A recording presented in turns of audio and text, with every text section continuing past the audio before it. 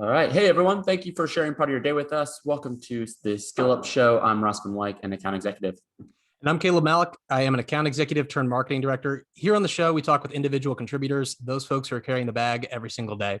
You're going to hear one actionable tactic here in the beginning, and then we're going to transition to talking about careers, talking about how you can build your career into the future and have success in sales long term. Yeah, absolutely. Thanks, Caleb. And today we have Evan Futterman, who is an account executive at Webflow. Evan, we know that when it comes to building a sales career, it's super important to implement new tactics for finding those quick wins. But it's also important to look for ways that you can grow your career long term. That's why we're really excited for you to teach us some actionable tactics around learning the competitive landscape that you sell in and how to position yourself against some of those competitors, as well as any advice that you can share for setting up a successful career in sales. Evan, thanks again for joining us. How are we doing today? Doing great. Appreciate you guys having me on.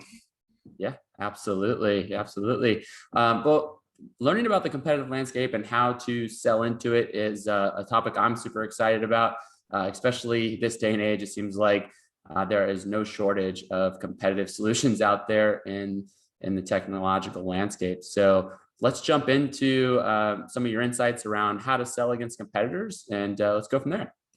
Sure. And just to give a little bit about my background and what Webflow is. So traditionally, my background has been in web development most of my career. And Webflow is actually a codeless solution. So it allows designers to create websites within a visual canvas, and that's automatically translated into HTML, CSS, and JavaScript. So, some might find it a little ironic going from a coding background to a codeless background. But I actually kind of appreciate the efficiency. I think developers are inherently lazy and looking for efficiencies all the time. So it works out in that regard. But we have a pretty good landscape of developers or competitors rather that we compete against at Webflow. And, most people have probably heard of a lot of some of the bigger name of some of the codeless solutions like Squarespace or Wix or things along those lines. And those are probably not really our competitors because those are more very simplified no code tools. So we're more competing in the enterprise space.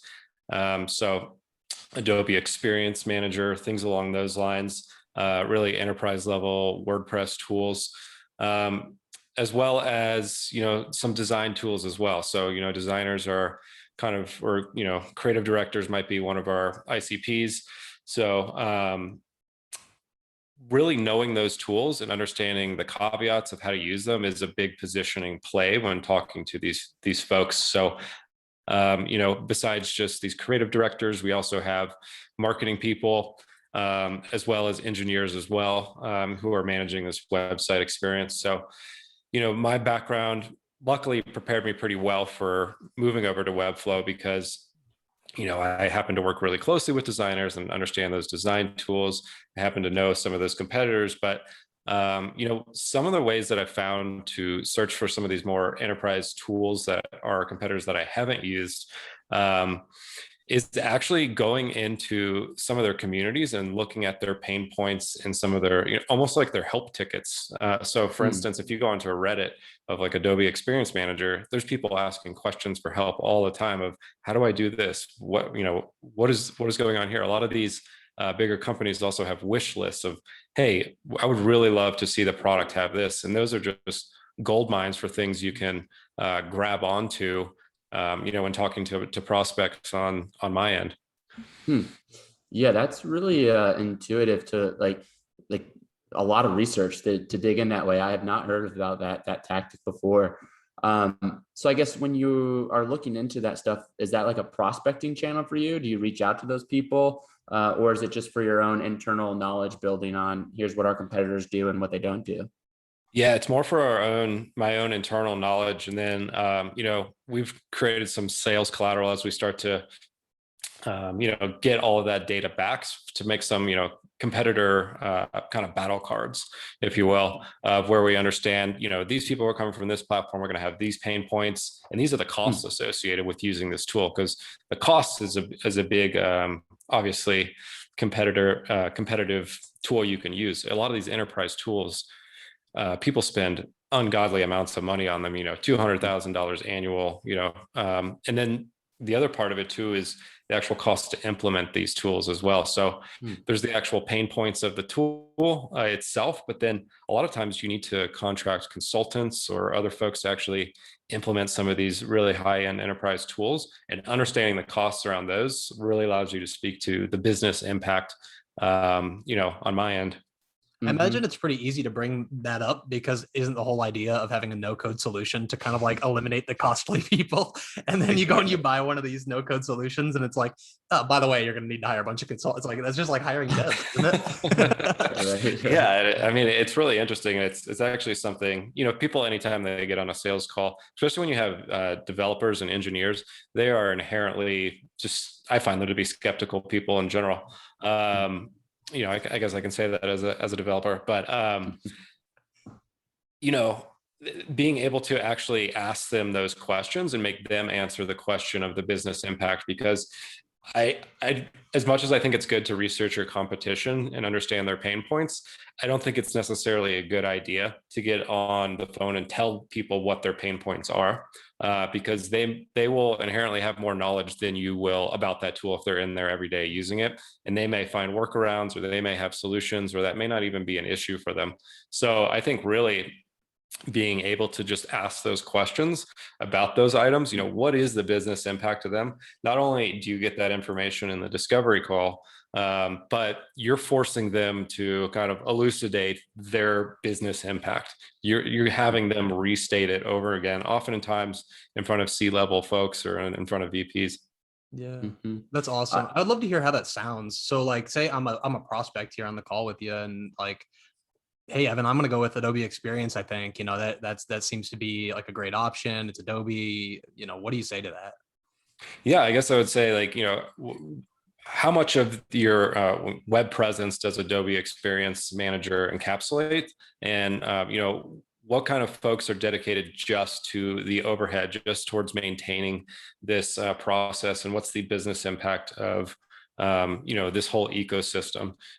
Would there be a dollar amount that would be associated with this total implementation? And then they're really forced to think about, hey, we've got, one technical guy, who, maybe makes six figures just doing kind of this DevOps of overseeing the entire infrastructure of things. Whereas like I can speak to that from the Webflow side, it's a completely managed service. So there is no technical resource on your end who needs to back up servers or update plugins or anything like that, and really say, hey, and it's also kind of, you also have to approach it, at least from the Webflow point of view, it's disruptive technology, right? So people are worried about their jobs. When you have developers on the phone, they see this no-code solution. Not only are they skeptical just because most no-code solutions aren't very good, they're like worried about their own job.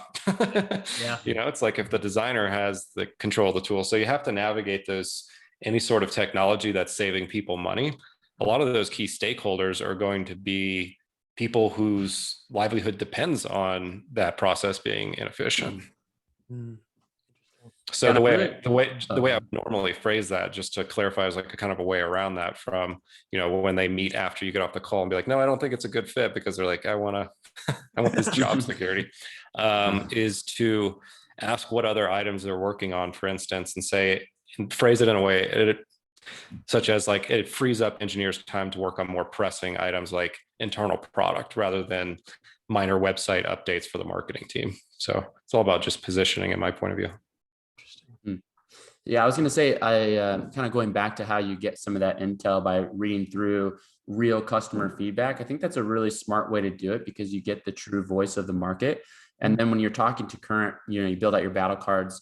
And then when you're talking to current buyers or prospects, you could almost say, have you thought about how much resources that's going to take for you to implement that solution? Because what we've heard is it takes, X, and, what do you think the impact would be to your organization having to make that investment on top of, buying the solution? And so I think, being able to say like what we've heard is really powerful. It kind of implies that you're, listening to the market and that you're informed. And I think that's why I really like that tactic of researching through those like real-time threads of what customers are experiencing with those other solutions. Yeah, it's kind of like the product management approach to it, because the product managers are just constantly listening to customer feedback, not only of their tool but their competitors as well. But the other thing I like to do as well is a lot of times, these CFOs or these folks who are just looking at the number. Like I had a call earlier this morning of some folks who are on a very clunky WordPress site that's just this sprawling, nightmare of a website. And you have to position it not just on the cost. So he said, I gave him the cost, it's going to probably be somewhere around 40,000 US dollars annually. He's like, we don't really have budget for that or a line item. I got to take this back to my, VP and see if this is even workable. And so a lot of times people just look at the bottom line, like what is the actual annual cost, but they're not really taking into account opportunity costs. So I try to position it that way as well. So it's like, what's the opportunity cost of pulling this engineer off whatever they're working on to be on the website, to update these servers, to things like that. It's like, is your product releasing 2 months later because of this? So what is the actual true business impact, not just from purchasing a service or a product, but from freeing up people's time to be in a more efficient tool. Yeah, it's like it's almost like you're positioning like another almost employee. It's like, hey, you have this person over here who's like getting 6 figures to be updating some servers and stuff. You could be paying somebody 40,000. It's just not a person Exactly. our product instead. Yeah, exactly. You could have a team of people who have a managed service that it's a cheaper employee. Yeah. No, I love the tip. I think it's fantastic. It's a really specific way that people can go and they can just really quickly get some background, be able to say like, hey, this is what's going on in the market. This is the voice of the customer. I love the idea of like, hey, we've talked to people and here's what we've heard. It's awesome. But you've not been in sales for a super long time. You mentioned at the beginning, you've been a dev, and so we're curious to hear about your transition. Like, what did that look like? How did you make the decision? I mean, most people, they think writing code and development, that there's such a market there for that, and you've kind of said, hey, I'm moving away from that, and I'm gonna go do sales. How did you go about making that decision, and what did that look like? Yeah, no, that's a great question. And people ask me that all the time because they think people who are in development, they're like, oh, this is your true passion and things along those lines. And I think that's what's so interesting is if you do what you are passionate about full time, then you're going to hate it. So, I mean, it's like, if I develop full time, it's like, I love development. I love technology. I love creating things. But when you're just working on projects you don't really care about, when you're just doing it all day long, after a decade, I was like, I'd like to just be able to do this in my free time and work on projects that I think are cool. As far as like why sales, I've always been, tangential to sales, if not directly involved in it in some manner throughout my career. So in development, again, not to talk down on developers, but they don't tend to be the most extroverted folks. So me being that I'm able to kind of speak to technology in a lot of ways, I kind of stood out as a developer and in a lot of those regards. So I was often a technical consultant or, sat on a lot of sales calls as a, a technical, sort of sales engineer of sorts. So I've been in that world on and off for a while, and I enjoy the problem solving aspect of it as well, which kind of ties back in development. Development is a lot of just problem solving at its core.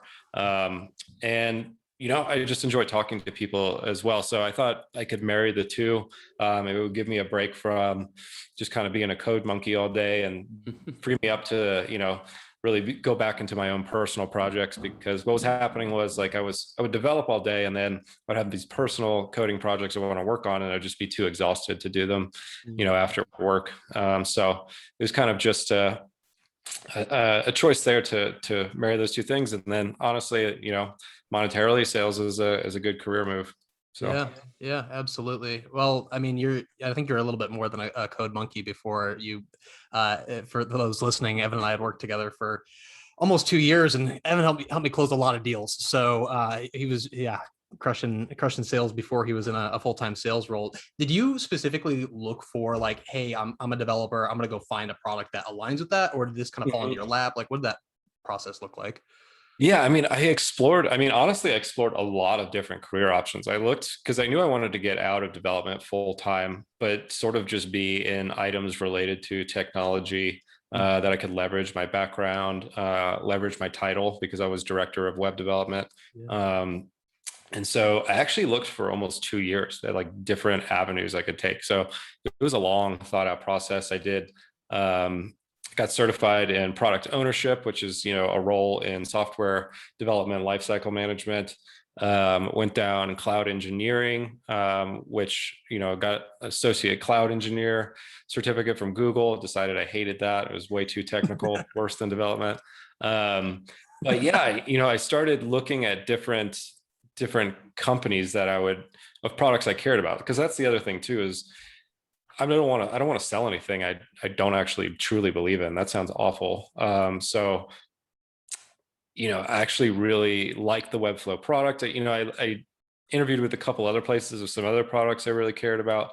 But ultimately Webflow made the most sense. I was able to stay remote, and it just seemed to have a good culture, and it just seemed like kind of the next disruptive technology. So I thought it was just a good entry point, and a good marrying of my skills. Like I could leverage, all of our buyer personas or ICPs were folks I'd worked with. It's engineers, creative directors, and marketing directors. And, I came from marketing company background. That's where I was director of development. So I knew all those personas perfectly. I knew their pain points.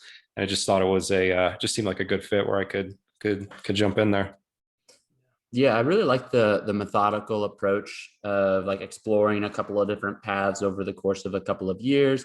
And then also identifying like, hey, here's my current skill sets. Where can I align those?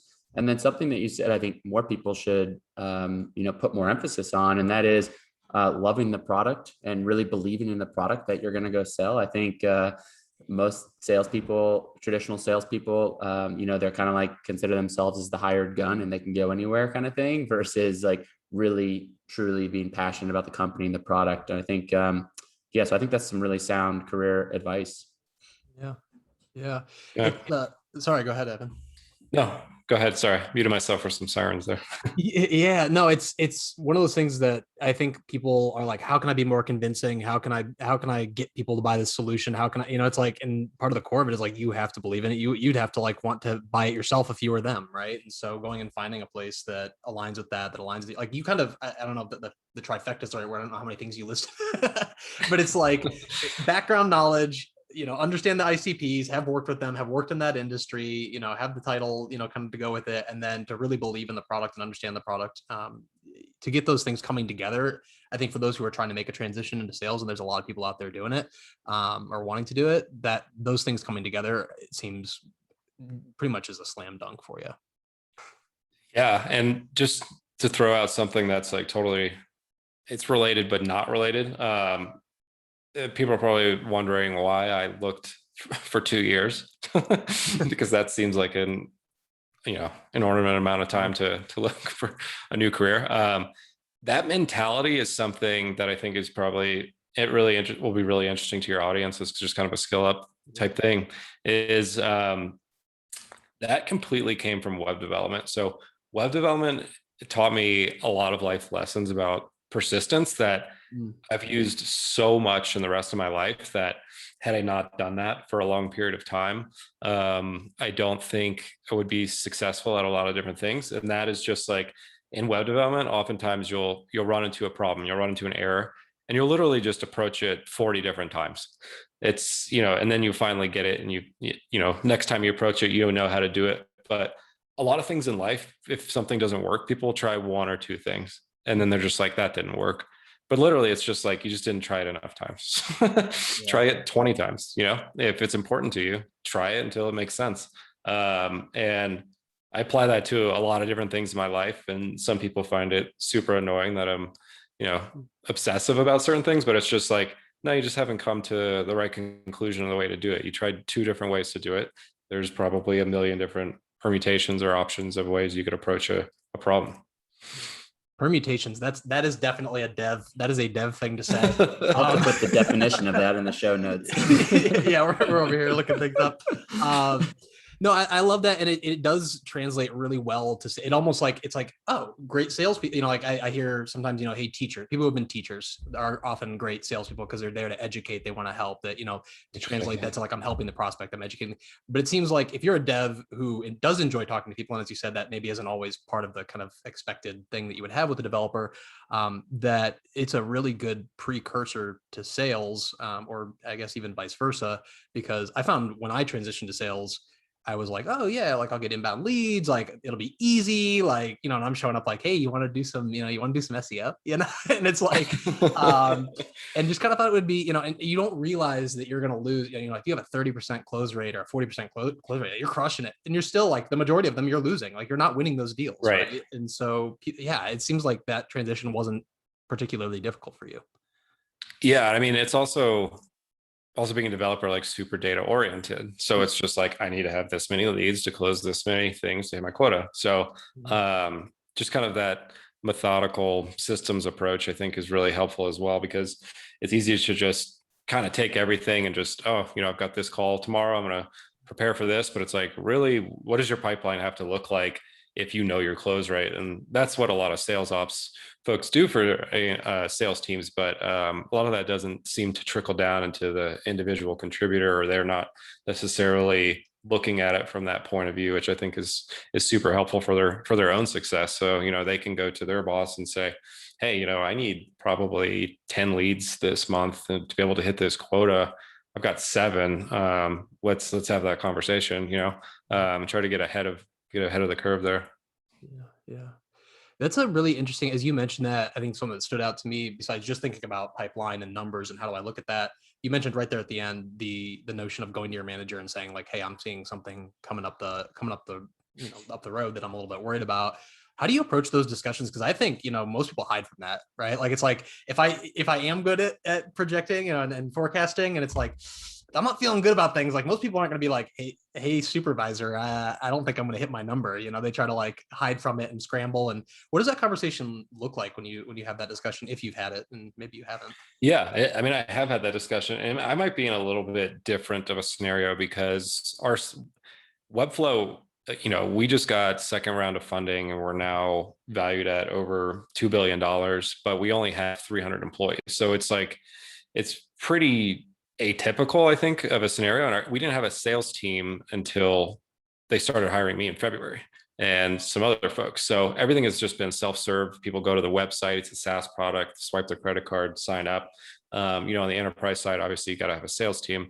So we're building out a sales team with a hyper-growth strategy, and there's going to be uncertainty there. So maybe in my scenario, it's a little bit different because it's not an established sales team. So I feel comfortable being like, hey, but I think really you just have to position it as putting the questions on them, because, if you have a sales ops leader or you have sales managers, ultimately it's their responsibility to understand the forecast, understand what you need in the pipeline for your AEs to be successful. So asking those questions of how they understand the forecast and, the historical data around that, positions it in a way where you're not,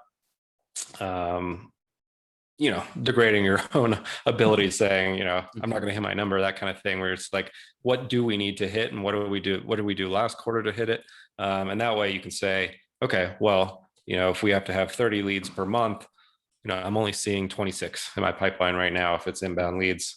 So that's kind of like the way I would probably approach it.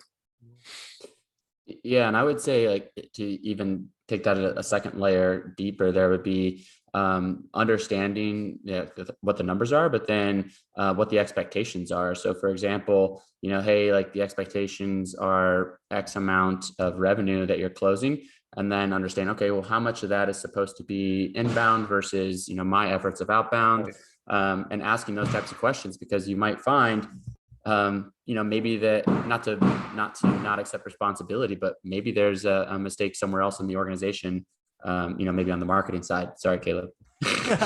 typical sales. Marketing's an easy punching bag for sales when there's no typical sales guy. What are you doing over in marketing? I'm not going to hit my number. No, I don't. I don't take any offense to that at all. No, I think it's interesting. Evan, I think you have, as having been somebody who's supervised people, I think you also have the perspective of like, if I'm going to go to my boss, I kind of get their mindset a little bit, which isn't something that I necessarily had until recently. And, I started managing people. And I think that, we assume that it's like, oh, they know everything. They figured it all out, blah, blah, blah. And then of course, you end up in a leadership role and you're like, oh God, I hope they don't ask me this, ask me about this or ask me about that, because that's why I think it maybe gives you a little bit more of that gumption. I think back to my first quarter with a quota, when I was carrying a quota and I was like, it's Christmas, I'm back at home with fam, I'm trying to close deals, like get this done before end of year and a quarter. I'm freaking out. And I finally, I went to my supervisor and just said like, hey, I don't think I'm gonna hit this number. Yeah, I know. We know you're not gonna hit. We figured that out like a month ago. You're not gonna hit this number. Of course they did, and then of course quota went up, but that's how that works, right? Oh man. So you've made this transition. What are some things that have surprised you about sales, or some things that you maybe didn't expect as you've moved into this role full time? With the full time focus. Yeah, I mean, I think what surprised me, so I did a lot of, but as I'm going through this process of, looking for new careers and things like that, I, came in just trying to do as much homework as possible. So I did like an AE course, read a bunch of books, and like, really went academic on it, which is probably to my advantage because, a lot of people in sales probably take that stuff for granted. They're like, oh, I know how to do this, but sometimes you just forget the basics, like, well, emphasize the business impact, just basic things. But I think what surprised me the most is like, there's going to be some core things that are always true in sales, right? Like certain best practices, certain questions you have to ask, certain ways to probably navigate a conversation to be, most successful. But what surprised me the most, I think, was, in outbound efforts, how every single person had a different approach. There was like no one size fits all. Everyone's like, yeah, I do this, I do that. And that just made me realize like, there's really no formula for success in a lot of these scenarios. Everyone sort of has to figure out like, what is the best approach given all the different variables, because like, there's no one size fits all approach for sales in general, right? It's like, what's the competitive landscape? Like, who are your main folks? Like, what's the status of your product? So I think all those things just evolve with time, and you should just try a lot of different approaches and see which ones, rise to the top and end up working, and have those conversations. But yeah, literally I asked probably 5 or 6 different AEs what their, outbound email sequence were, and everyone is completely different. Some are really short emails that almost seem rude. Others are, really long-winded informational emails. So it's kind of eye-opening in that regard of just, there's a lot of different ways to approach it, because there's a lot of different variables especially when starting a new sales team. Yeah. So were you just looking at, I know that you weren't like the first hire. So in terms of like figuring out, hey, everybody's doing things different. What works best? Was it a matter of looking at the data? Was it a matter of like, hey, this may not be working for them, but I think it would work well for me, and I'm going to tweak it in these ways? Like, how did you go about refining that for yourself? Yeah. So, our outbound motion is relatively new as far as how we're trying to scale that. So we've just had like one BDR who was doing some outbound. And then we're hiring a bunch of new SDRs in Denver. I guess anyone who's listening should apply if you live in the Denver area. But so our outbound efforts are relatively new. So it was basically like, we did, some formal training on best practices, read some material on the subject. But yeah, you use these tools like Outreach. They give you a lot of data feedback. They see, open rate, response rate, things along those lines. And you can really dig in there and just sort of optimize it the same way, people from a marketing background might understand A/B testing or things along those lines. So for me, at least, it's just looking at all the data from everyone's sequences and seeing where those responses are coming in, seeing where those hooks are actually working, and then just stealing the best ideas. No shame in that. So no, not at all. Ross, looks like you're going to say something. I was just gonna say, like again, like resonating through everything Evan's sharing is the, like the data driven approach of his product background, whether it be on deciding on a new career path or even in his existing role. It sounds like, A/B testing, gathering the data, seeing what works, and then sharing or stealing it across the team. I think that's really sound career advice. Absolutely. Well, Evan, thanks so much for coming on today. Thanks for spending time with us. And, if people are listening and they want to connect with you and want to hear more about those SDR openings, whatever it might be, get some more career advice from you, maybe they're a dev who wants to get into sales, where can they find you? Yeah, absolutely. Anyone's welcome to hit me up on LinkedIn. Evan Futterman, Futterman, not an easy one to spell, but yeah, feel free to connect with me. Anyone wants to explore Webflow Enterprise for your company, move off of clunky WordPress instance, happy to talk about that too. So Love it. Awesome. Fantastic. Well, thank you again. It was great. yeah, Yeah, great thanks, meeting you Evan. all.